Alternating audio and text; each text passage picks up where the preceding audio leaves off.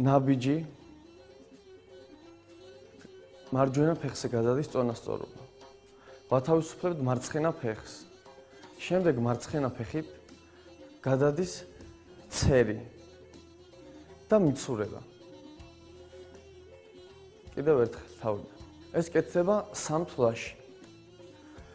1 2 3.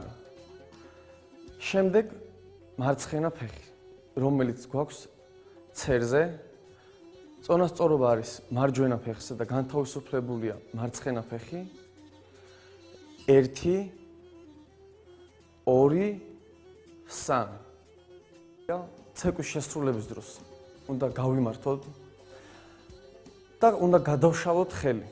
ამ შემთხვევაში მეფე ასრულებს ცეკვას, გაშლილია, არწივივით, უნდა რაც შეიძლება გაიშალოს ხელი. ხელი რო აღმოჩნდეს მაღალი, უნდა იყოს თავთან ახლოს.